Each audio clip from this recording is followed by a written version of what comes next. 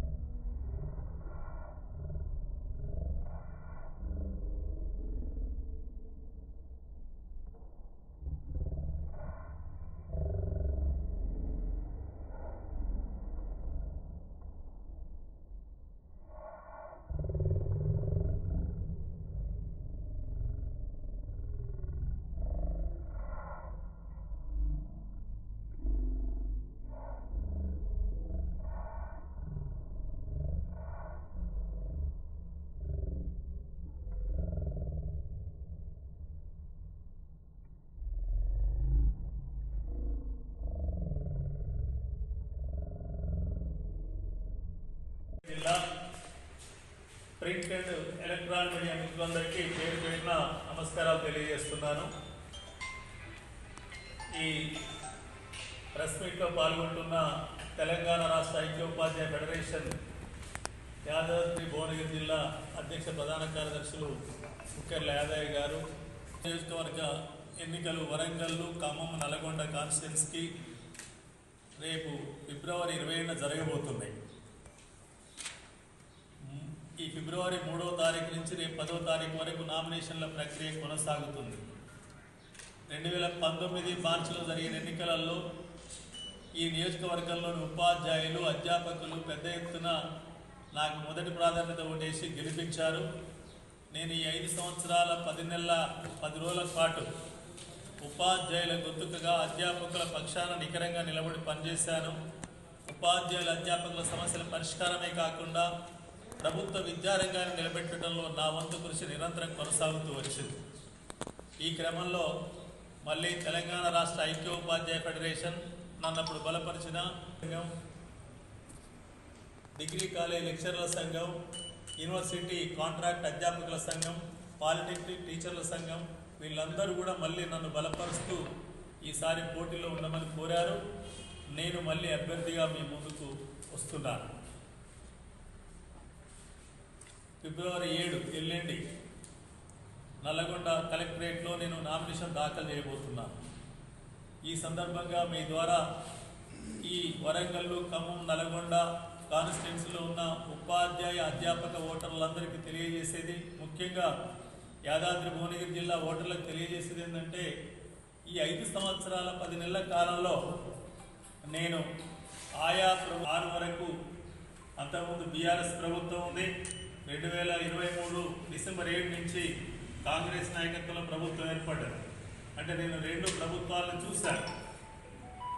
మొదటి ప్రభుత్వ కాలంలో ఉపాధ్యాయుల, అధ్యాపకుల సమస్యలు నిర్లక్ష్యం చేయడమే కాకుండా గురుకులాలు మాత్రమే మొత్తం విద్యకు అందిస్తాయనే ఒక ప్రచారాన్ని తీసుకొచ్చిన క్రమంలో గురుకులాలంటే కేజీ లేని, పీజీ లేని గురుకులాలు పట్టుకొని కేజీ టు పీజీ విద్య అనడం మంచిది కాదని చెప్పి అటు శాసన మండలిలోనూ అటు బయట కూడా అనేక పోరాట కార్యక్రమాలు నిర్వహించాను. ఎందుకంటే గురుకులాల్లో 5వ తరగతి నుంచి 10వ తరగతి వరకు కానీ ఇంటర్మీడియట్ వరకే ఉంటుంది. అందులో కేజీ ఉండదు, పీజీ ఉండదు. వాస్తవంగా ప్రభుత్వ రంగంలో పాఠశాలలు అంటే ప్రభుత్వ, మండల పరిషత్తు, జిల్లా పరిషత్తు, గిరిజన సంక్షేమ పాఠశాలలు, ఎయిడెడ్ పాఠశాలలు పెద్ద సంఖ్యలో ఉంటాయి. వాటిలోనే తెలంగాణ రాష్ట్రం వచ్చినప్పుడైతే దాదాపు 26 లక్షల మంది పిల్లలు చదువుకునేది. ఈ కాలంలో, ఈ 10 సంవత్సరాల కాలంలో ఆ 26 లక్షల నుంచి దాదాపు 19 లక్షలకు విద్యార్థుల సంఖ్య పడిపోయింది. కారణం ప్రభుత్వం నిర్లక్ష్యం చేస్తున్న క్రమంలో నల్లగొండ నుంచి హైదరాబాద్ వరకు 4 రోజుల పాటు ఈ సమస్యలన్నీ ప్రస్తావిస్తూ నడకయాత్ర కొనసాగించాను. అప్పుడున్న ప్రభుత్వంపై ఒత్తిడి తీసుకొచ్చాను. సమస్యల పరిష్కారం కొరకు కృషి చేశాను. ఆ ప్రభుత్వ కాలంలోనే ఉద్యోగులకు, ఉపాధ్యాయులకు పీఆర్సీ 7.5% ఫిట్మెంట్తోనే ఇస్తామని చెప్పి కమిషన్ రిపోర్ట్ ఇస్తే దానికి వ్యతిరేకంగా పోరాడి 30% ఫిట్మెంట్తోనే పీఆర్సీ ఇప్పించడంలో నా కృషి ఉన్నది. రెండవది, ప్రధానంగా గతంలో ఎప్పుడు పీఆర్సీ ఇచ్చినా కూడా కాంట్రాక్ట్ అవుట్సోర్సింగ్ ఉద్యోగులకు పీఆర్సీతో సంబంధం లేకుండా ఉండేది. పీఆర్సీ ద్వారా జీతాలు పెంచేవాళ్ళు కాదు. కానీ ఈ పీఆర్సీలో అవుట్సోర్సింగ్ కాంట్రాక్ట్ వాళ్ళందరికీ కూడా 30% జీతం పెంచే రకంగా నా కృషి ఉంది. ఆ రకంగా ఆ జీతాలు పొందుతున్నాం. ముఖ్యంగా ఈ ప్రభుత్వం వచ్చిన తర్వాత గత 9 ఏళ్ల నుంచి బదిలీలు ఆగిపోతే, పదోన్నతులు ఆగిపోతే, దానికి టెట్ ప్రధాన సమస్యగా ఉంటే ఢిల్లీకి వెళ్ళి అక్కడ NCTE national council for teacher education secretary, చైర్మన్తో మాట్లాడి టెట్ సమస్య పరిష్కారం చేసి ఈ సంవత్సరం అంటే 2024 జూన్, జూలై మాసాల్లో దాదాపు 22,000 మందికి పదోన్నతులు, 35,000 మందికి బదిలీ చేయించడంలో నాకు కృషి ఉన్నది. వారికి ఒక్కరికే కాదు, కేజీబీ ఉపాధ్యాయులకు బదిలీ చేయించాం, మోడల్ స్కూల్ టీచర్ల బదిలీ చేయించాం, 5 రకాల గురుకుల టీచర్ల బదిలీలో నా ప్రమోషన్లు కూడా నా ప్రమేయం ఉంది, నా కృషితో జరిగాయి. జూనియర్ కాలేజ్ లెక్చరర్లు, పాలిటెక్నిక్ లెక్చరర్లు, డిగ్రీ కాలేజ్ లెక్చరర్లకు కూడా బదిలీల్లో నా వంతు కృషి చేశాను. అదేవిధంగా యూనివర్సిటీలో పనిచేస్తున్న కాంట్రాక్ట్ అధ్యాపకుల జీతాల పెంపులో కూడా నా కృషి ప్రధానంగా కొనసాగింది. ముఖ్యంగా మీ అందరికీ తెలిసిందే, పాఠశాలలో ఊడ్చడానికి కానీ, తాళాలు తీయడానికి, వేయడానికి మనుషులు లేని స్థితిలో గ్రామ పంచాయతీలు లేదా భువనగిరి లాంటి పట్టణంలో